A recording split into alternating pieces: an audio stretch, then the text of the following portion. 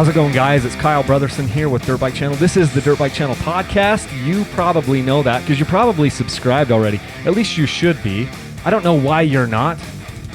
You can subscribe to us on everywhere. You know, Google Play, Apple Podcasts, Stitcher, Spotify, anywhere you get your podcast, you can get us here. So today I've got an awesome special guest right here in my office, in my house. I've got Justin Deschamps. He's the brands manager for Rocky Mountain ATV. Justin, say hi to the world here. Hey everybody, how's it going? Oh man, I am so glad. It's so nice to have people in studio because then we get some good audio quality. I like doing the phone interviews because it's a way to get, people that I can't, interview otherwise. Outside of Utah. Yeah, but Thank you so much for taking the time to come down. I hope you're getting paid for this. I hope the boss is like, I'm salary, so I'll be all right. There you go. Hey, thanks for having me though. I'm excited to be here. Oh yeah, it's so good. One of the things I've loved about seeing how Rocky Mountain ATV interacts with their employees over the years is they do some really cool things. I've been on like service days out on the trails when Rocky Mountain ATV basically has guys in the middle of a work day out doing work on trails. Obviously it doesn't happen all the time, but what a cool company. Like, how long you worked for Rocky Mountain ATV? I've been there for almost 20 years. It'll be 20 years in March. Oh my goodness. Yeah, a long time. And no doubt the owner, Dan, has a lot of passion for the industry, gives a lot back to the industry, and we spend a lot of time cleaning the trails around here in the summer. And it's all because of his support.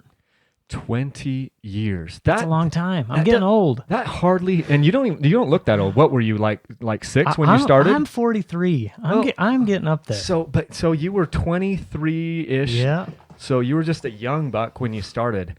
That doesn't happen very often. The last company I worked there for a little over 11 years, and I felt like I was ancient because it was in the technology industry. Uh-huh. So you're in the motorsports industry, but being at a company for 20 years, that doesn't really happen. No, it doesn't. I feel very blessed to have been there so long in an industry that's so fun. It's something I'm passionate about. So for a job like this to line up for me and to last this long and to be this good has just been awesome. Yeah. How long is your commute? You live right down there? I'm like 5 minutes away. Oh my goodness! Everyone out there is going to throw tomatoes at you because they're like, "Look, I know I'm spoiled. You work at this cool company for 20 years. It's right by your house. I mean, how could it get any better? And it's with dirt bikes, ATVs, UTVs, street bikes. How could it get any better than that? I don't know. You're like, it could be my company. I could own it. That's how it could be better, right? Yeah. There's pros and cons to that. I like going home at night and sleeping and not worrying about stuff. When you're the owner, sometimes that's more difficult. Spoken like, as you know, we were just talking about that right now. Owning my own company, this little project called Dirt Bike Channel, it is stressful, because there's no one else to. The buck stops with me. If something fails, it's my fault. And so same thing if you were the owner. If you're Dan, owner of Rocky Mountain ATV, you've got hundreds of employees. How many employees are there now, like approximately? I don't know the exact number. Several hundred. That's so between our dealerships, our warehouse in Utah, and then our warehouse in Kentucky. Yeah, it's grown quite a bit. Yeah, the best thing for me about Rocky Mountain ATV is the parts. I mean, almost everything is always in stock. There's a couple items that are hard to keep in stock, I think, and then I get things the next day because I live here in Utah. It's 11:38 in the morning today when we're recording this.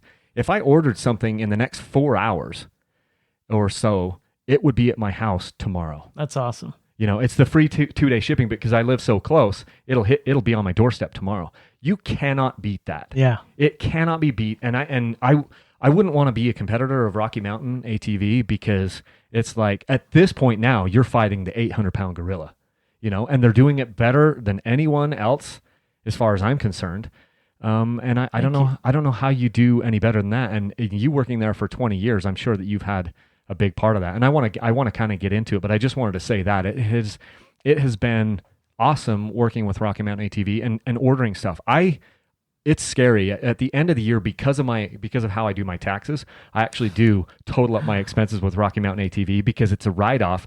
All of these things are a write-off for me, and it's kind of staggering and scary to see how much money. Don't show your wife. Oh, well, she has to. She has to see it, but I'm like, honey, this is a look. It's a work expense. I'm taking this off on our taxes, But wow. So anyway, that's so good. So maybe you can kind of, in keeping with how I've done other interviews, maybe you could give us a little background on how you started in dirt bikes or ATVs or the motorsport industry. Tell us kind of your genesis story for a second. Yeah, you bet.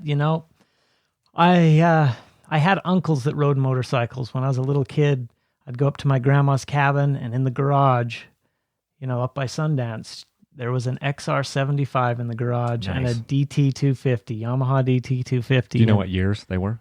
Early 70s, okay. Mid 70s, yeah. And I have 3 brothers, and we just thought those motorcycles were the coolest thing. And sometimes our uncles would give us a ride on those motorcycles around on the dirt roads, and for some reason, all 4 of us brothers just always loved motorcycles. We just were so excited about them. And I had parents that had 0 interest at all. So growing up, we always wanted to do it. When I became, I don't know, when I got to about 11 or 12, my older brother Mick got an old motorcycle. Have you ever heard of a Zundap? I haven't. German Zundap. Zundap. Yeah, it was like a 1940s, 50 something German motorcycle my uncle found at the dump. Brought it home, gave it to my brother. He got it running barely, and that kind of started it for us. This looks like a war vehicle. Yeah, I just pulled it up online, right? Am I looking at the right thing? That's more Harley looking. This was a smaller displacement. I don't know. I don't even remember what size it was. Maybe 100 cc's. Oh, wow. 150. I don't know. Something smaller. Yeah. Something like this. Yeah. Something more like that. And anyway. Sorry, that's not good podcast because they can't see what we're looking at. But we're looking at these old bikes. Zundaps on your Google there. ZUNDAPP is what is coming up. And these things, that's vintage, man. That's cool. And it was an old 2-stroke. It didn't have an exhaust pipe. So my brother made a pipe out of electrical conduit, which, as you can imagine, did not work very well. But he got it running, and that kind of started it for us. So we, as kids, we just had these old beater bikes. My dad did give in at one point and bought a 1979 RM80, and that's what I started on. $150, 1979 RM80. So I started riding at about 14. When I was 15, I bought myself a KX80 with lawn mowing money. And just the rest is history, and here we are 30 years later. My brothers and I still ride together. It's been an awesome sport, awesome thing for me and my brothers, for our family, really. It's kind of kept us close. So that's kind of how I got started. That's awesome. And I think it's similar to a lot of other people where you ride together as a younger, as a young group, young family or young friends. And a lot of times those bonds last forever. There's just something about, the motorsports industry that is really special, and it holds a special place in a lot of people's, development in their early childhood. Yeah. And it's been really good for me because, having parents that weren't really into it, I was finding all these old beater bikes, fixing them up. I had to learn how to do things. I had to learn how to fix them. I had to learn how they worked. And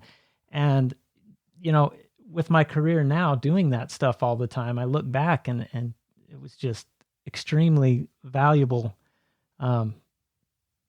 way to get in the industry for me, Yeah, and even if you didn't get in the industry, learning how to fix things at a young age and like thinking critically and stuff, that's something that, I guess kids are doing it now, but they're learning how to beat a video game. Yeah. You know what I mean? Yeah. And while there are some things that are good about that, I think there's a lot of good things about working with your hands and problem solving and finding out how things are engineered and maintaining them. It's something that we overlook in our industry, the value that can add to a young person. Yeah. And we didn't have YouTube to help us fix stuff back then, so. Oh, yeah. YouTube is amazing. My dad, even 65-year-old man, he will learn how to, wires. He's a mechanic, but he'll learn how to do things off YouTube. Yeah. Yeah. So I go there all the time. He's like, it's so easy to do things on YouTube. I watched a YouTube video. I know I could do that. And I'm like, Dad, do you know how much editing there is in a YouTube video? Like, it might not be as easy as you think. Well, that's cool. So tell us what your role is at Rocky Mountain ATV. I introduced you as the brands manager, but tell us what types of things you manage and what types of things you work on kind of on a daily, weekly, monthly basis. Yeah, it's kind of evolved over the years, obviously, but basically I direct different groups within the company. So obviously anything that's our private label brand, so our sourcing, our development, even production there at our facility in Payson, I kind of direct those things. I'm also over our video crew, and I kind of got that started several years ago. So are you Chase the Face's boss? I am. Oh my gosh, that's so awesome. Yeah, so I got that rolling a few years ago, and now I'm not super involved, which is good because there's guys in there with a lot more talent than I have. But so I oversee that, the photo group, even the warranty and returns group, our tech group. So yeah, I'm kind of spread all over the place. That's a lot more than I would have imagined. I think you just described 5 different full-time jobs. So you must have some good people under you, absolutely, that are also, got their fingers in those things, because that was a lot. Yeah, each one of those divisions, I have really good supervisors, and we've got just a really good team there. We've been fortunate to have real passionate people about the industry in there working, and it just makes it a lot easier, when everybody cares about it, they love what they're doing, and we've got a great group. So yeah, all those different groups, I kind of stand back and help a little bit here and there, but for the most part, they've got everything taken care of. What are the things then that are taking most of your time? So you've got all these different, reports coming up to you. What are the things that are taking a lot of your time right now? I still spend a lot of time with product development. Okay. That's where I spend most of my time, sourcing, working with different manufacturers, whether they're domestic or overseas. So I still do a lot of that. I have a lot of fun doing that. Some of the administrative stuff, when your group gets so big, isn't so fun. So I try to, make sure to stay involved with that, because that's where my passion is. So in talking about sourcing, I was going to talk about this a little bit later, but since you brought it up, maybe let's just jump into it. So sourcing and developing and product development, Rocky Mountain ATV recently, just a couple of months ago, kind of publicly released the Tusk Recon tire, right? Yes. So it was funny because there were so many people that were so excited about that tire, and I think I know why, because it came in at this incredibly low price point. And then it's also a hybrid gummy compound. So can you tell us, I know there's a lot of people out here that are interested in this Recon tire, can you tell, what insights do you have about the research and development process, and what are the rubber compounds, and how did you decide to come in at the price point that you did? I know I just asked a bunch of questions, but let's hear about that Recon tire a little bit.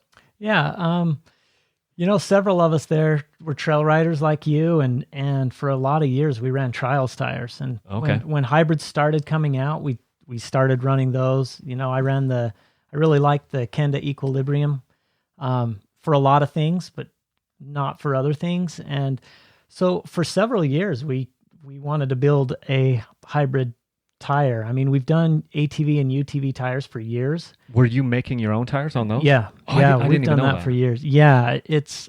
And we have a really good manufacturer. That's the good thing about it. So we've had a lot of success with the ATV, UTV tires, and we thought, you know what, let's do our own hybrid. That's a good place to start, because that's the riding we're doing most of the time.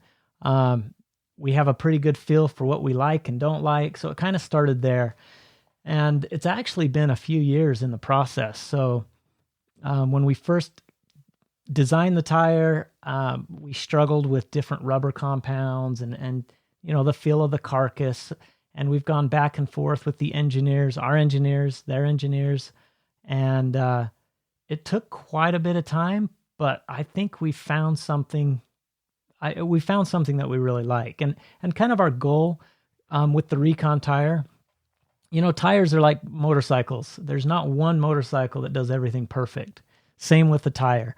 If you're riding in sand or mud, you're going to want a different tire than if you're riding in rocks. And so a hybrid tire is fairly specific, but there's still kind of a range of hybrid tires. How soft do you go on the rubber compound, and or how hard, what do you do with the carcass? And so we were kind of shooting for something in the middle. It's not the softest one out there.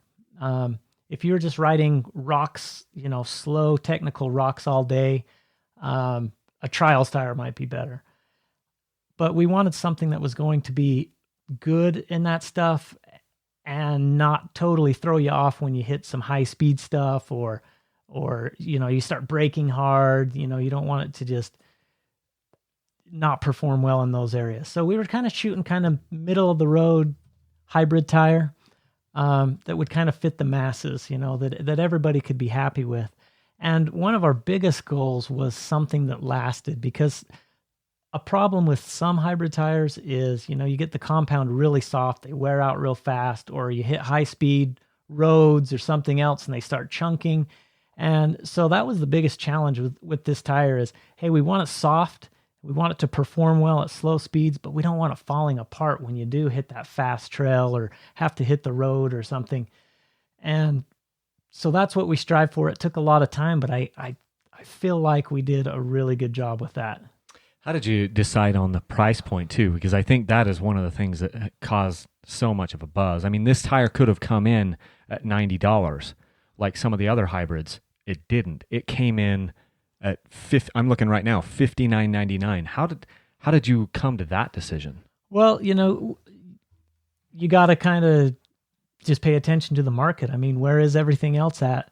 And another thing you have to consider when you're doing this on your own and we're the only ones selling it, the quantities that you have to buy are quite high. So you've got to be able to move those quantities. So there's a lot of things that come into play when you're figuring out pricing, where you want to be, where the market is, what kind of volume do you want to move. So there's a lot of things that come into play there, but we feel like that's where we needed to be. They are coming out of China, and it's difficult right now with the 25% additional tariffs.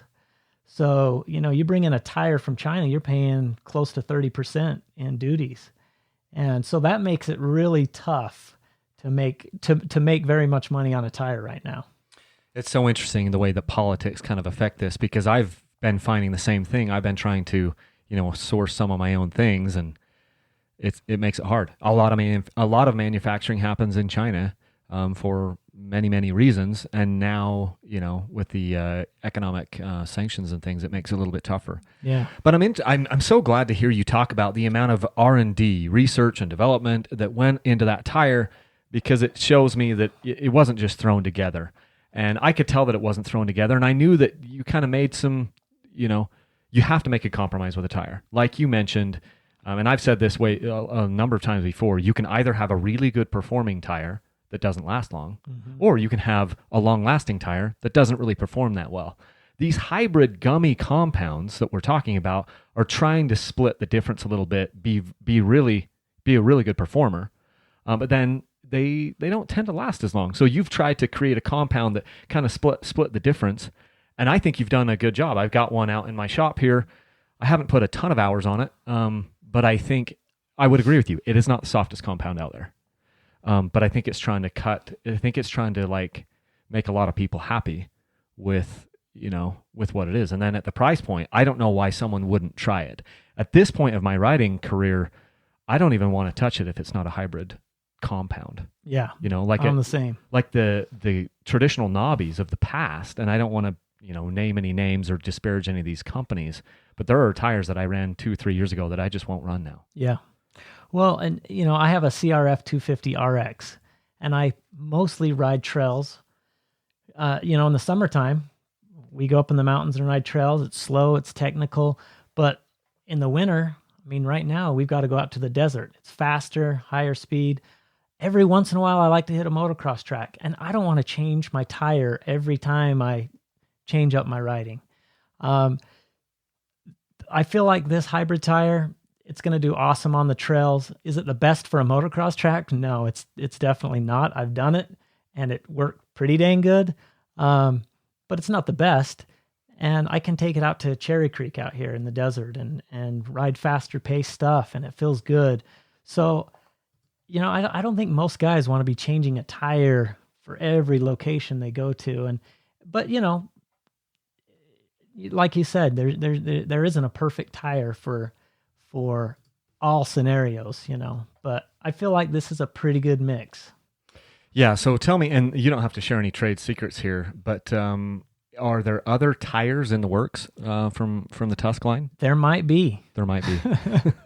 I'm going to take that as a maybe. We've been testing some stuff for the past 7-8 months, so I think you might see something coming out pretty soon. I bumped into one of the higher ups from Rocky Mountain ATV out on the trail one day, and he kind of mentioned that there might be some other things in the works, but he's pretty tight-lipped on it. So I can see he's set a good example. You're pretty tight-lipped on it too. Well, I think I gave it away, but but no, it's good. I'm pretty excited. We got some cool things coming for sure. That is cool. And speaking about the Tusk line, if we looked right over here, I'm not going to turn around so that people can't hear me, but I've got Tusk parts in my office right here. I think there's probably a clutch lever or brake lever over here. There's a lot of different things that you guys offer through your brands, and we'll get into that a little bit later. But I wanted to ask, over the years that Rocky Mountain ATV has grown, and you've worked there for 20 years, give me one or two of the things that you're kind of most proud of that either that you have had a hand in doing, or just that Rocky Mountain ATV has done over the last 20 years. What are some of those best hits that in your mind? Well, speaking of tires, that's definitely one. Our UTV tire, the Terabyte, has been very successful. And for a lot of reasons, it's just a really good tire, and the Recon's following suit. I mean, so far the reviews on the Recon are exactly what we wanted. I mean, people are getting a lot of life out of it. They're liking the performance. So the tires have definitely been not only a big undertaking, but it's been successful. So it's kind of neat to see, all your hard work pay off. So that's been a good one. I don't know. I deal with so many products. Sometimes you work so hard on a product, you finally get it to market, you're done with it, everything's right, and you're so sick of working on it that you're just done with it. But that's been a big one for us. A lot of the UTV stuff we're doing right now has been a lot of fun. When a new UTV comes out, we get it in the shop there, and we've got just some real talented guys that with really good ideas that are able to just fab stuff up, build fixtures. A lot of the stuff, especially for the UTVs, we're building right there in Payson, Utah. So to be able to get that shop up and running, and an awesome staff running that shop, running all the machines, that's been a huge undertaking and a big accomplishment for sure. What about the dealerships that Rocky Mountain ATV has purchased? I have my ideas of, why some of that happened, but is that a big part of the business? Selling different machines? No, but having access to OEM parts and the things that come along with owning a dealership have been good, and those two dealerships pretty much run themselves. We've got an awesome team in both places, and we're pretty hands off. One is Price or Helper, and the other one is St. George, Utah, right? Yeah. So you just hit the nail on the head. I didn't know if we could say that, but that was that was what I figured the dealerships were for, so that you could actually offer OEM parts. Yeah, that's a big part of it. OEM parts is important to us, and being able to have that on our website for our customers, so when they're coming for other stuff, they can also get the OEM stuff, is very important. So yeah, that was a big part of that decision for sure. Yeah, and that's so nice because, like you said, there are times when, a lot of the stuff that you guys sell that's your own brands are great, but every once in a while, I just need this OEM part. Absolutely. Maybe because it's, I like the feel of it, or I just want to know 100% this is going to fit because it's come off of a schematic for my bike. So it's nice to have those parts on the website, and that's been I think you can pretty much rebuild any bike. There was a guy that was up here riding with me this summer from Texas, and he broke something, can't remember what it was, and he's like, I don't know where I can get this. And I'm like, I think we could rebuild your entire dirt bike with the parts at Rocky Mountain ATV. It's funny, we just did a video series that's going to come out pretty soon where we take these old bikes through 5 miles of hell, which I was going to ask you about your trip, by the way. And I found this 1981 DT 175, and it needed a new top end, needed all sorts of stuff, and I couldn't believe how many parts we had on the diagram still for a 1981 DT. So Yeah. Kind of funny. That's impressive if you're going back there 30, Yeah. 38, 30, 40 years, you know what I Almost mean? 40 years, yeah. Yeah, that's as old as me. So, no, that's so cool. Which, So, by the way, I was going to tell you, I took that bike through 5 miles of hell. which one? The 1981? Yeah, I think we were down there probably about the same time as you were. The end of October is when I went. When was it? It was when the podcast listeners already know what happened to me. Yeah, on that. no, I heard. But yeah, stupid. I can't find fuse, I can't right? find the date. It was a fuse. Yeah. And I had the fuse in my hand. They give you 2019 300 XCW TPI. They give you extra fuses, and I just pulled them all out. I even handed them to Sam, my riding buddy. I'm like, does that look good to you? He looked at all of them. He's like, yeah, they're good. But one of them was blown. It was the one giving power to the fuel pump, and we had the fix right in my hand. So that was a big learning experience. But Rocky Mountain ATV couldn't help me with that. It was just my own stupidity. KTM gave me the part to fix it. Yeah. Right there, and I didn't. Funny. I didn't get it, but yeah. So what we've learned here is Justin can take 40-year-old bikes through 5 miles of hell. I can't even take a 1-year-old bike through 5 miles. Well, you know, on your podcast the other day, you talked about, you know, getting into riding. Don't wait. Just go ahead and get into it. You know, even if it costs a little bit of money. I think you said something like that, right? You know, that was a $500 bike, and I've never had that much fun in 5 miles of hell, to be honest. Really? It was a good time. That's so it doesn't take much, you know? Yeah. I mean, you can have fun at any speed in this sport, and you can have fun on a lot of different bikes. Sometimes I'll nitpick on a bike, but if I just get out there and I ride it for an hour, I forget, and I have fun on all of them. Yeah. You know what I mean? There's one or two. And as long as your buddies are on old crappy bikes too, then your crappy bike's fun. Yeah. But when they start getting brand new KTMs and you're on an 81 DT 175, probably not that fun. Oh, that is so funny. But anyway. So tell me this, because I've heard about this from other Rocky Mountain ATV people. At least I think I have, or maybe I've made it up in my mind. But tires, we talked a lot about tires. We'll transition off of this, but before we do that, I think it's pretty much impossible to compete with Rocky Mountain ATV on tires. I was talking to another industry guy who's local, who told me a story about when, you know, years and years ago, he's like, we would try to buy tires, and then a train would roll through, and the entire train was filled with tires that were going to Payson, Utah. And he's like, and it just basically took us out of the market. Are tires kind of like a loss leader for Rocky Mountain ATV, and then you're hoping to make it up on the other things, or how does that work? Because I've heard it's a love-hate relationship with tires at your company. Maybe you can just kind of add some color to that discussion. I mean, a lot of times they are a loss leader, and it's not necessarily because we want it to be a loss leader, but we have to stay competitive in the market. So, you know, whether we're competing against Amazon or eBay or another online retailer, we have to have our prices, you know, reasonable. Otherwise, people aren't going to shop with us. So, you know, our mission isn't to go out and kill everybody on tire prices and lose money. It's just to be competitive. You know, we have to. The market dictates where we have to be, really. Yeah. Well, that's a good answer, and that's kind of what I figured. And you're right. I mean, tires are hard because they take up a ton of warehouse space, a lot of labor to move them around. They're expensive to ship. So yeah, tires really. I mean, if we didn't have to sell tires, we probably wouldn't. But it's something we all need, and we have to have, so yeah, we try our best to do a good job with it. Well, and you do a great job, and that's something that I should have thought of this about the shipping, because I get freaking nailed on shipping.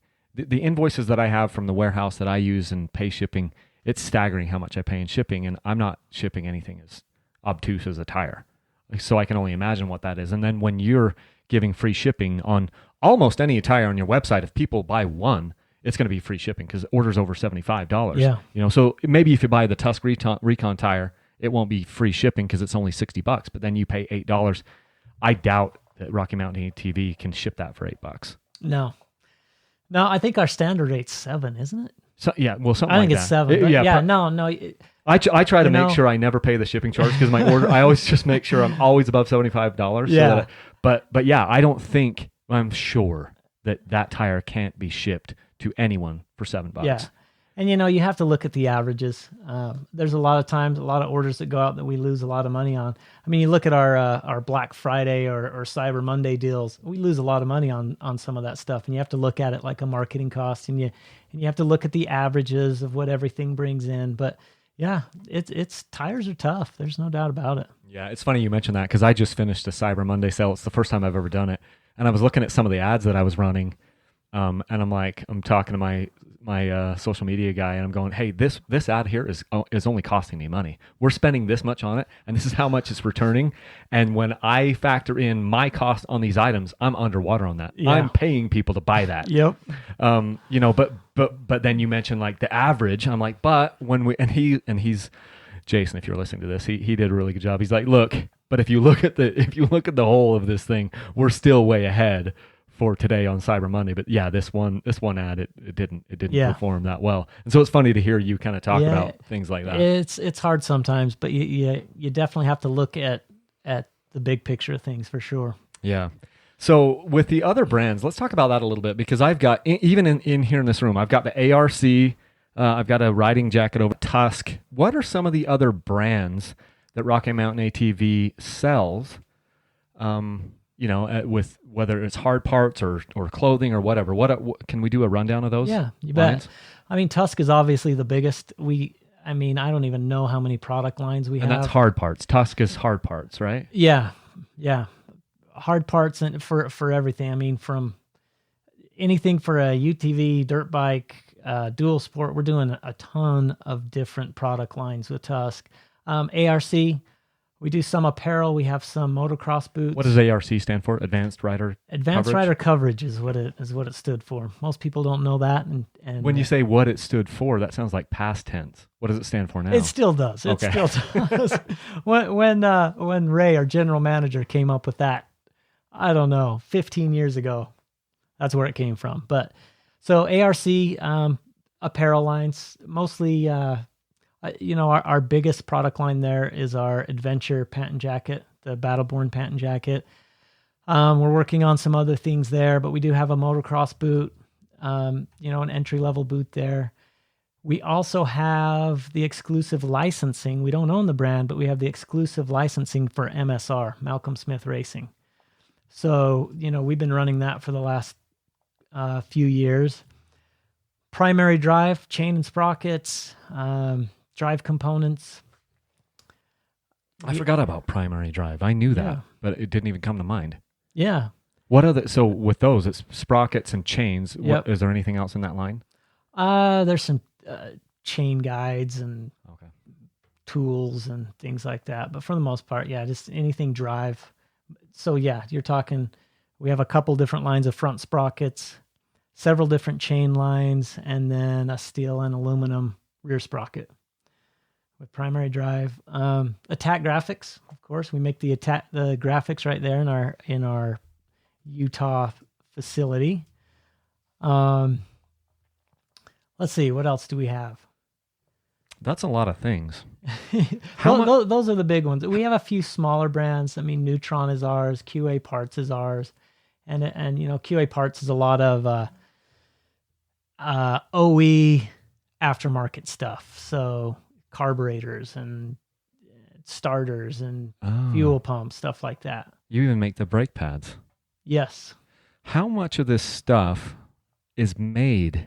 I didn't know any of it was made in Payson. I thought that was just, every time I drive by Rocky Mountain ATV, it gets closer to the freeway because you guys keep adding onto the building. Pretty soon. We're out of room. Pretty soon you're going to need to build it because it literally has expanded closer and closer to the freeway. It started like a block away and now it's like 2 feet from the freeway because the building just keeps bigger and bigger. But I thought that was all warehouse. So you're doing what sort of manufacturing is done right there? You need to stop by sometime. I stop by all the time and spend money. But give me a holler. But no one ever takes me back in the back. They're just like, "Where's your money?" I'm like, "Here's my card." Well, in the back we've got a manufacturing facility. We've got a lot of CNC mills, lathes, lasers. I mean, we're doing a lot of stuff back there. So we're building all of our UTV skid plates, windshields.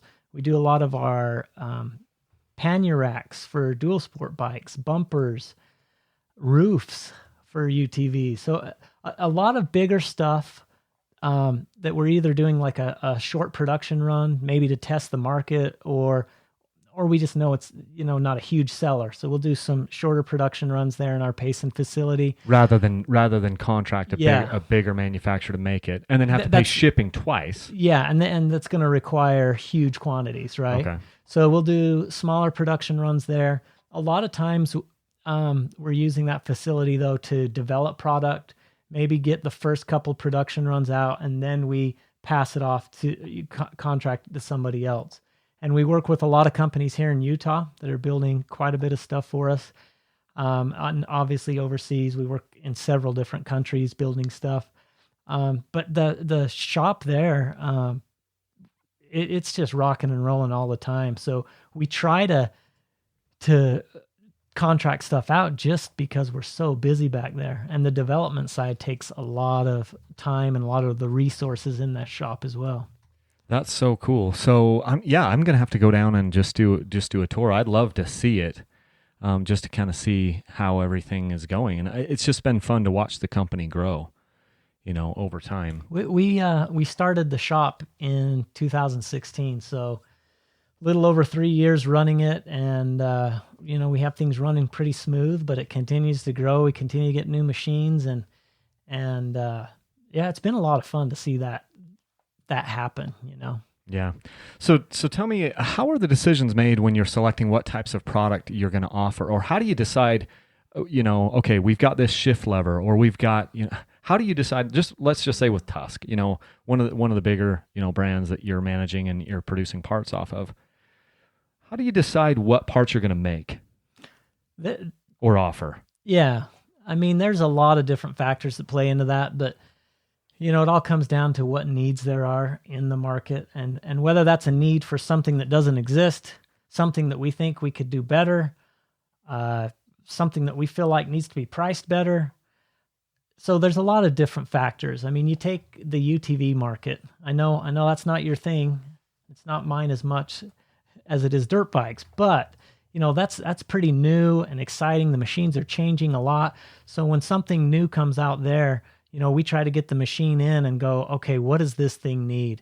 There's a lot of accessories that UTVs just need where, a new dirt bike, they're pretty refined. I mean, they're good, but you get a new UTV in and it's got to have a roof right off the bat. It's got to have a windshield. It's got to have mirrors, and it's got to have a place to carry a spare tire. And so we get the machine in, we start building prototypes, and just because that need is there, and it goes the same with anything on the dirt bike side as well.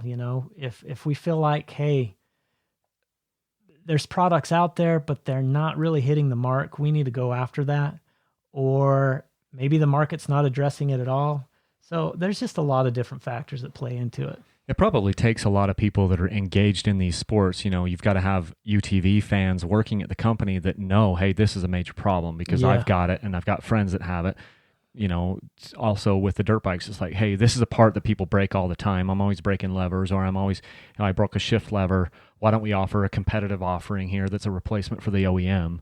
And I don't think that could happen that easily if you just had a bunch of pencil pushers that weren't actually out doing this stuff, right? Absolutely. I mean, I'm like you. I'm always on my dirt bike, but we've got some guys there like Eric Nelson, who kind of is the head of our development group, who's on a UTV and a dirt bike like all the time. I mean, he's passionate about both. And we have other guys that are just really passionate about UTVs or even ATVs. And yeah, if you're not out there riding it and doing it and breaking stuff, then yeah, you don't know what's going on.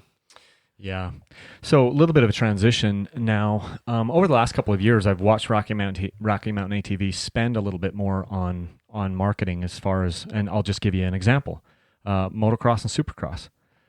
Now Rocky Mountain ATV sponsors, has, sponsorships with the supercross season. Now you look and some of the tough blocks on these racetracks say Rocky Mountain ATV on them. You see banners for that. And now Rocky Mountain ATV has their own supercross and motocross race team, with riders like, is Blake Baggett? Yep. Blake Baggett still? And then who's the other rider? Man, we're bad now. I am bad. Bogle. Bloss is gone. Oh, Bloss is gone. So it's Justin Bogle. Yeah.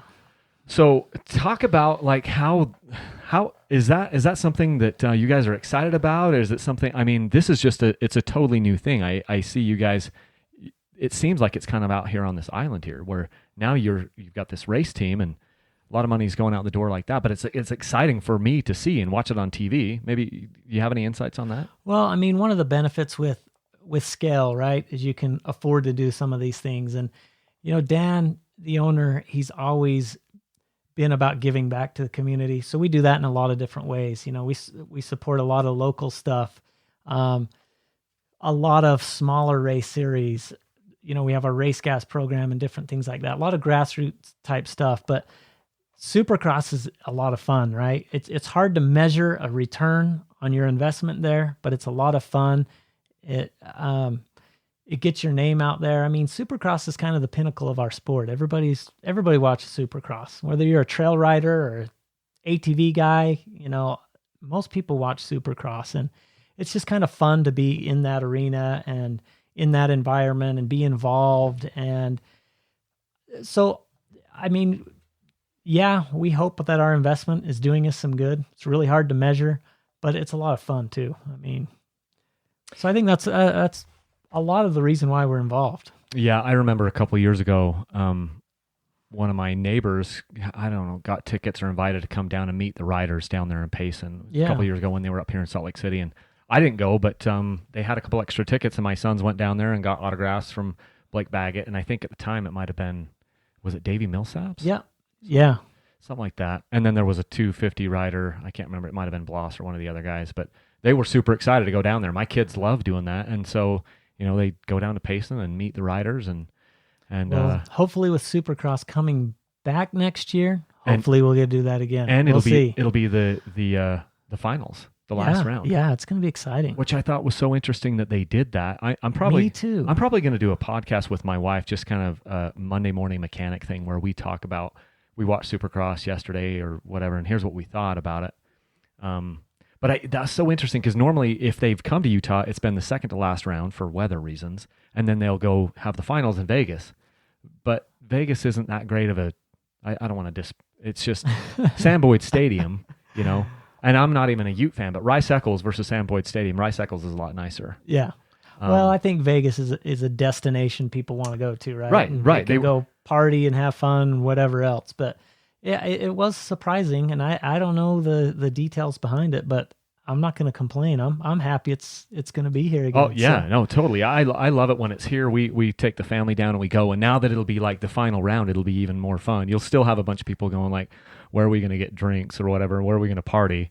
Because they're used to it being in Vegas. But I think people will be pleasantly surprised. I think the races here are good, and the people are loud. The crowds here are loud. They love it. Yeah. Because there's a lot of people, like you were just mentioning, here in this area. We've got a lot of people that are passionate about motorsports, and so they're into it. And I remember a couple of years ago, there was like kind of a little bit of a good race between Eli Tomac and Ryan Dungey. And afterwards, those guys said that it was one of the loudest crowds that they'd ever heard. I think I remember that. And then Tomac finally just did say this last season that there was a really loud crowd. But it was his home crowd or whatever. Yeah. He's like, it was so loud, blah, blah, blah. But you had Dungey and Tomac saying it was hard to hear their bikes in Salt Lake City. That was the hard charge of Tomac, wasn't it? Yeah, that was where insane. he went down in like the first turn or something, and Dungey is out leading, and Tomac by a long ways. Tomac just chases him down. Yeah, that was crazy. Even the heat race before that, in like heat number 1, it was probably the best racing of the year. Yeah, between those two guys, just pushing each other, and oh, that's so fun. So tell me what is kind of the best part about working for Rocky Mountain ATV. We've talked a lot about the company. We've talked about your position and things. But at the end of the day, the thing that gives you the most maybe satisfaction about your job, if you could narrow it down to one or two things, what do you think it would be? Well, like we said before, it's a pretty fun industry. I mean, what would be more funner than motorcycles and ATVs and UTVs? But the people are awesome. I mean, we have a real passionate group, like I said before. The owner treats us good, and it's just fun to go to work every day. It's fun to be with those people that are passionate about the same thing you are, Yeah. No, that makes a big difference. With me just kind of stepping out of my old position at my old company, the thing that I do miss is the people. Yeah. You know, I don't miss, the work that I was doing, but I do miss the people and the relationships. And so with you being there 20 years, I'm sure you've forged a lot of friendships that probably going to last the rest of your life. Yeah, with for different sure. people there. For sure, and a lot of us, especially with development, you've got to get out and ride. So we get out and ride and do different things. Go dual sport riding, camp off the bikes, and so we spend a lot of time together, and it's just a lot of fun. Does that change your perspective? Because it changes my perspective a little bit, and I try to not let it affect me. But when you actually have to go out there and work, I mean, so you have some rides where it's a total pleasure ride, and then you have some other rides where you're doing research or development, and those are work rides. Yeah. How do you manage that and make sure that it doesn't take all the fun away? Or maybe you can just talk about that a little bit. Sometimes it can take the fun away, but for the most part, when you're taking half a week and spending it on a motorcycle instead of behind a computer, it's hard to complain too much about that. But it is pretty rare that I go riding and I'm not somehow testing something. You know what I mean? I'm always paying attention to something, whether it's a tire or, for dual sport riding, I'm, playing with luggage or something else on the bike. There's always something there. And sometimes, yeah, it can be work. Filming is a lot of work. When you go out and film and have to set up cameras and all that, that's a lot more work. When we go on these rides and we take our camera, a couple guys to make a video, so they've got to stop all the time and get shots. It's a ton of work for them, and I feel bad sometimes, but as far as the development side, it's not as bad as that. It's not as bad as what you're doing filming all the time. Yeah, well, I can relate to that because every time I go out on the bikes, yeah, it's for work. I shouldn't say every time. It's time. Filming is time consuming. There's some times that I'm like, I'm not taking a camera. Yeah, I refuse, and I'll just go for the fun of it. But yeah, it is time consuming, yeah. and there's a lot of work that goes into it. So then conversely, we talked about the favorite part. What is the worst part about? And I won't specifically put it down to Rocky Mountain ATV because we know that company's awesome. But what is the worst part about working in this industry from your perspective now 20 years in? It's funny. I used to love, I talked about working on motorcycles when I was a kid, and I love that. And I feel like I'm a pretty good mechanic now because of it. But anymore, I don't know if it's just because I've been around it so long or that I'm into my 40s, but I don't like working on my bike as much as I used to. I used to just love go out in the garage at night and just tinkering on my bikes, and I don't so much anymore.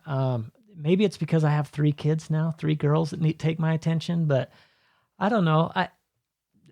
Maybe that's one thing I kind of miss but don't. But I think that's changed a little bit as far as my excitement to go out and tinker in the garage. That's a very astute point. My dad said the same thing. He was a mechanic, auto mechanic. And when he was in college and a younger man, he loved to work on cars in his off time. Yeah. And then he started doing it as a profession. And it got to the point where he was like, I don't want to touch my cars when I come home. Yeah. You come home from work and you want to do something different. Yeah. So. Yeah, no, that makes a lot of sense. But I do think it is kind of like your evolution. You say you're a family man. You've got kids. I've got 4 kids. You've got 3 kids. And if you're working on them all day or you're doing ATV, motorsport related things, sometimes you just need a break at night. Yeah. And so I don't watch YouTube videos I hardly ever watch YouTube videos on dirt bikes. If I'm on YouTube, I'm researching something else. Yeah. Cameras or just some other passion, guns or whatever, because I've got to have a break from it. And I think that's kind of what you're saying is, it's not necessarily that you don't like working on them, but it's just you get so much of it that you don't want to do extra stuff at home. Yeah. You'd rather do different things. And my passion for riding has never gone away. I mean, I still come home at night and think about the next trail ride or adventure ride or whatever. And, always planning a trip of some sort. But yeah, I don't like tinkering on them as much. So I think that's pretty natural. That's fair. Yeah. Okay. So talking about percentage of the market, I always think I'm not a marketing guy, but I have to do some marketing and sales. I mean, that's kind of what I'm doing. People ask me if I'm a YouTuber or how do you like being a YouTuber? And I don't feel like I am. I'm still a sales guy. I'm still selling. I just happen to be selling myself is what I am.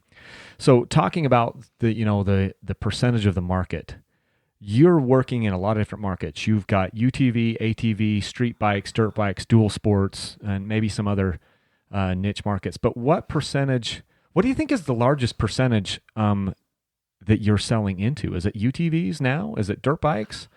I don't know for sure, but I'm guessing dirt and UTV are probably pretty close. UTV stuff's bigger, it's more expensive, and it's grown so much in the last decade. But a lot of us, the owner, he came from dirt bikes. He spent a lot of time on ATVs too, but dirt has always been our passion. And so most of us have been dirt bike guys. A lot of us are getting into the UTVs quite a bit now. I mean, the owner's got one. I talked about Eric, and so our strengths are definitely where our passions are, for sure. So street's been a struggle for us because we haven't, we've had street bikes here and there, but it hasn't been our passion like dirt has. So UTV and dirt are definitely the two strong ones for us. ATV is strong, but it is going away, at least on the sports side. UTVs are just taking over. So, you'll see some product lines like Nerf bars and things like that for sport quads that are just slowly dwindling every year. So yeah, that market's definitely shrinking, but whatever amount it's shrinking, the UTV market is making up for and then some.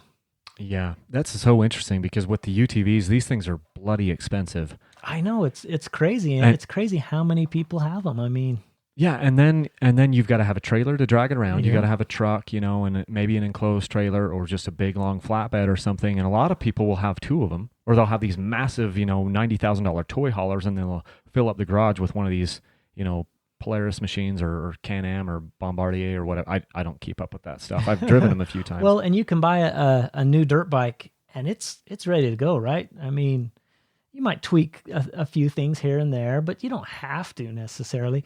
UTV, there's a lot of things that you're going to want for sure. You're going to want to change. You're going to want roofs and windshields and things like that, So you're spending a lot of money beyond the purchase of the vehicle.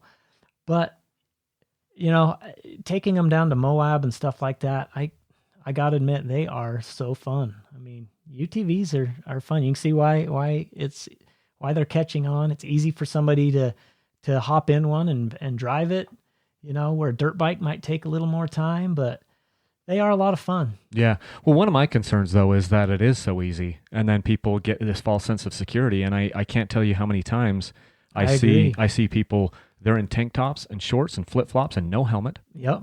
And then they go out there and they put 4 people in the thing and they flip it in 2 minutes. Yeah. And you can kill people because the thing's weigh 2,000 pounds and it's got a 1,000 horsepower motor on it. Yep. So that's one of the concerns that I have with them, but this isn't a podcast for that. But it is interesting how much it's taken over. One of my other questions was, following up with that, is do you think the UTV has killed the four-wheeler? No, you're seeing less sport quads, and I don't know if it's directly related to the UTV. I think it is somewhat, but the utility quads still do quite well. And like a Suzuki King quad. Yeah. I mean, Polaris does Honda Foreman or Polaris Sportsman's. Polaris they do Sportsman. a really good job still, and I think sales are pretty strong. I don't have any stats on where they were 10 years ago and where they are now, but I think they still do well. For me, I have an old 300EX still in my garage, and and an old Kawasaki Prairie utility machine. Whoa! I mostly plow snow with that thing, but. I will take it camping in the summer sometimes, and I have a lot of fun on the four-wheeler still. So I don't think they're going to go away, but yeah, no doubt it's made an impact. Yeah, it has. One of the environmental impacts with the UTVs is just people drive them in places that they shouldn't. And I know a lot of people would say the same thing about dirt bikes, and I'm not denying that. But you take a dirt bike in a place you shouldn't, and it looks like a game trail. Yeah. You take a UTV where you shouldn't, and it turns into a full-on road. Yeah, and that stuff's sensitive, as you know, in our area. That's a lot of the reason why we've gotten involved with the Forest Service to help clean trails, and we try to educate, riders too when we're out and about. I I saw somebody this summer on a single track trail up the canyon on their RZR 1000. And I'm like, hey guys, you can't be here. I've done the same thing. And I don't want to come across as a jerk, but I think it's our responsibility to say, hey, you're messing things up. You can ride that thing in a lot more places than we can. Yeah. And you're going to get this trail shut down for us. Yeah.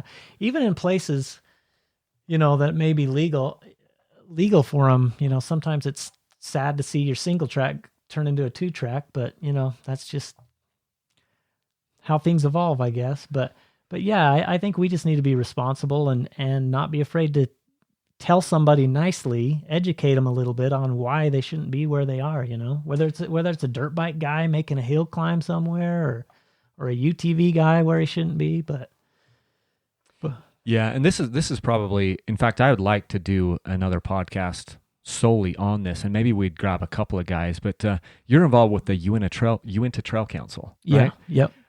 And I know that the group tries to do a lot of work with, service on the trails and maintenance on trails and working, hand in hand with the Forest Service. I've come to an event or two like that. What is, with what you've learned, and we won't dive into it too much, but if other people want to replicate that in other areas, what suggestions would you have in getting involved with the Trail Council or even starting your own Trail Council in various areas? I mean, because it's a way that people can help, right? Yeah, for sure. I think there's a lot of good people out there that do trail work and just do it, they're not recognized for it. And that's good, but it's more important, if you're going to do that, get involved with the Forest Service or BLM or whoever, whatever area you're riding in, and get the recognition for a couple reasons. One, you want them to recognize your efforts and, hey, dirt bikers aren't all bad people. There's some good people up here making a difference. You're saying to them, I'm trying to be part of the solution. Exactly. And so rather than just doing it and being anonymous, you're saying do it and let them know. Well, and there's a lot of other benefits for a motorized user like ourselves to be involved, because there's a lot of grants that come from, off-road vehicle registrations and things like that. And if they get service hours to help with those grants, it kind of protects our right to use those down the road. So there's a lot of reasons why you want to be involved and why you want to get recognized. But another reason is just to get to know the Forest Service or whatever organization and have them know that you're a good guy. And when they do get complaints on something, they back you up. So, I mean, years ago, we didn't know too many people with our local Forest Service, and when we come to them and ask them for things or ask to get involved, they were just kind of like, whatever. Now we're very involved with them. They email me and call me all the time. Hey, can you go do this? And they're very appreciative. We work really well together, and it's just been a really good relationship and partnership with the Forest Service. Well, thank you for doing that. I appreciate all of those efforts, and I want to do more. I want to figure out how I can do more and play my part in that so that we can keep these trails open. And another thing that I want to do, I want to open more up. Yeah, because one of the problems that we have is there's too many people riding the small, especially the mountain trails. There's too many people riding those trails. Just say American Fork Canyon is an example. Yeah. That is overused. The reason why it's overused from my standpoint is because there's limited amounts of other riding opportunities that are like that, and we don't want to destroy the mountains, but most people would never know that those, we're not damaging the entire ecosystem. I want to be able to open up more trails in other areas along the Wasatch Front, so that we can keep the impact down on the trails that we have, the existing trails. Yeah, if you open up more opportunities, you're going to have a lot less impact and a lot less people making their own stuff, you know. And but you take away the black market thing because it's so restricted. Yeah. It creates a quote black market on dirt bike trails, and that's what messes everything up. Yeah. But I will say this, and this is a discussion for another day, but it's a lot easier for some of these agencies to close down a trail than it is to open one. I mean, you try to open a trail, you're going to have a lot of resistance from, environmental groups or anything else. And there's just a lot of legal stuff that goes into opening a trail. It's not an easy thing, but it's a lot easier thing for them to shut one down. So that's why it's important for people to be responsible and think about that stuff, you know? Yeah, absolutely. Let's noodle on that, and maybe we can kind of interface back and forth and see if there's some other people we could pull in and create an outline, because I think that would be an interesting podcast episode all in itself. Yeah, I think so. So tell me this, and I've asked this with some other industry professionals, and I'm just talking about the dirt bike industry specifically, as a whole. And I think you might have an interesting insight into this, where you've worked in the motorsports industry for 2 decades. Do you think the dirt bike arrow is pointing up or down? And the reason why I ask this is because I have so many people telling me dirt bike sales are down because kids aren't going out and riding anymore. They're just playing video games. So what is your response to that? Do you think that the dirt bike industry is pointing up or down, or is it flat? What's your sense of it? There's a lot of indicators out there. I know MIC does some reporting, but who's MIC? The Motorcycle Industry Council. Okay. So a lot of industry companies, are involved in that and give data to them, and they publish it. But the last I saw, dirt bikes are up. Street is really suffering right now, I think, but dirt bikes are at least holding their own, maybe up some. UTVs, of course, are up. Whether you like that or not, they are. And dual sport is up quite a bit. It's a lot smaller, niche of the market, but it's up. It's growing quite a bit. Up. Yeah, for sure. Yeah. So do you think with the dirt bikes, is motocross down and off-road is coming up, or do you think motocross is still holding its own, or is that maybe too niched for us to know? I wouldn't know. I think it's still strong. Okay. You look at Supercross numbers and stuff like that, it's still really strong. Yeah. So off-road is doing well. I think street is having a harder time is what it all boils down to. Yeah. Well, I could see that. Because I've had street bike. Well, I had one street bike in the past. And my dad's ridden Harleys his entire life. Harleys and different Nortons, different bikes, Yamahas. But I don't get into the street bikes now because I'm more worried about the other drivers on the road. Yeah. I feel like I could probably ride my dirt bike for the rest of my life and never have a catastrophic incident. I'm going to break things. I'm going to break arms, pinkies, whatever it is. But I'm worried that if I get out on a street bike much, I might not come home. I know that's bad for me to think, but just this little voice inside me is telling me, as badly as I'd love to have a Harley in the garage and tool around, I'd have a ton of fun. I've ridden my dad's Harley. I love it. It's so fun. Yeah. But I'm just a little bit worried about the other drivers out there. Yeah, it's definitely a concern. And I don't really know what's driving those numbers, really. But it is kind of interesting that it's struggling a little bit right now. Yeah. We got to get you on the dual sport. It'll come eventually. People are always asking me. I mean, I'll probably get a KTM 500 EXC here within the next, couple of years, and you can dual sport those. Yeah. But like, which ones are you specifically talking about that you? Well, I'm getting a 500 here, hopefully this month, when the XC comes out. Okay. And I'm going to make it street legal and use it as my dual sport bike. But even a DRZ 400 is a fun bike, but I think the ultimate dual sport bike is probably the KTM 690, Husky 701. But, just being able to throw all your gear on it and go out for a few days and camp and it's a different pace. You're not racing. You're just, you're chilling, you're hanging with your buddies, camping. It's just a good time. Well, if you figure out the routes and just say like, Kyle, you just got to show up. Okay. You got to show up. Here's what you need. You need bibs in your tires or whatever, because probably there's some of that. Well, actually, out on the road, you wouldn't want bibs. You'd maybe do tubes. Yeah, we do tubes. You do tubes so that you could still do 80 or whatever on the road. But yeah, I'm open to it. We'll get you out one of these times. Sounds good. What else did we miss, Justin? I mean, we talked here about a lot of things. Like, is there something else that we missed that we should have talked about?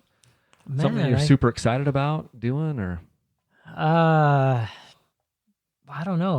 We got a lot of things in the works that I would love to tell you about, but can't. But no, there's just a lot of fun stuff coming, and I'm just having a good time doing it. And I just appreciate you having me come visit you today, and I appreciate all you're doing for the community as well. Well, I'm playing my little part, and I thank you for that. I'm just a minor cog in in the ocean. But I feel like we as an industry, we all need to just help each other. There are certain things that we maybe compete on, but overall we need to band together, as a community. Even with the UTV guys, the ATV guys, even the equestrians, because when we fight against each other, the people that win are the Sierra Club, and these other types of groups that want to shut down all motorized traffic and things, and I talk not whenever, but oftentimes I'll be talking to a mountain biker and they may, express disdain or something like, I wish you weren't on my trails. And I say to them, what'll happen when you get me kicked off your trails? Then you will be on the front line from all the hikers that want nothing, that want you gone. So we need to band together as dirt bikers, ATVs, and mountain bike communities to fight the people who want to restrict all access, all mechanical access, because they're like, oh, we got motorized traffic off this trail. Well, then guess what's next? Mechanical is off that trail. Yeah. And now it'll just be a hiking trail. Like so many of the trails that we have up in Big Cottonwood Canyon, Little Cottonwood Canyon up here by the ski resorts and things, motorcycles can't touch that. But guess what? I have met the men and women, I guess I should say, that built those trails in the 60s and 70s on dirt bikes. Yeah. They're like, me and my buddies, we made these trails, and now we're kicked off of almost all of them. And they're the ones that created them.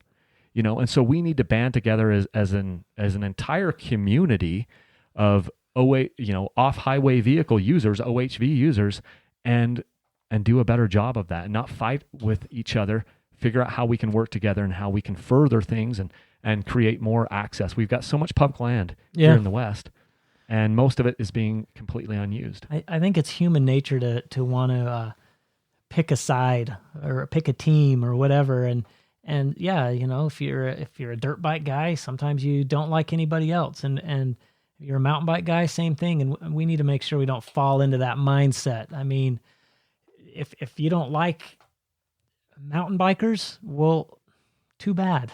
I mean, we all got to get along. And when it comes down to it, I mean, they're all fun things. If you got involved in any of those things, they're fun. I mean, I like mountain biking every once in a while and hiking and riding the UTV and everything else. But so, have respect for what everybody else likes to do, Yeah. Have you tried the electric assist mountain bikes yet? A little bit. I saw a couple in your showroom. Yeah. When I was down there. Yeah, only in the parking lot. That's all I've done. I want one bad, but those are kind of making things interesting for the mountain bike community because a lot of these guys anti-motorcycle, I shouldn't say a lot. A select few that are anti-motorcycle are now going, I want an e-bike. Well, that kind of puts you into the category of motorized, and that's what I was talking about before. Yeah. So it's a slippery slope. It is. Yeah. Yeah. Well, that's so awesome. I just I want to thank you for showing up again here and coming to my house to do this interview. Not a lot of guys have done that. I want to do more of this because I think it's fun. The conversations always flow better when we're in person, and then I get better audio with the equipment. So how's the best way to obviously people can get in touch with Rocky Mountain ATV. Why don't you run down the ways that they how they can follow what you guys are doing, website, social media, that type of stuff? Yeah, well, just I think everybody knows our website, RockyMountainATVMC.com.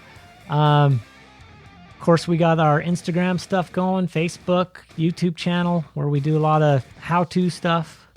But anyway, if you're not familiar with us, check us out. Yeah, you've been living under a rock. I think anyone listening to this podcast probably knows exactly who you are. But like those YouTube videos, there's a ton of them that are doing such a good job. You've got the product videos and the review videos and everything, and obviously Chase is a lot of that. But I've seen you on there doing reviews on dirt bikes and different things, and so it's really, really nice to be able to go to a website and I'm thinking about buying this, and oh look, here's a product video right there talking about it. So props to you guys for doing those. The buying guides, they're all awesome. All such good information. Thank you.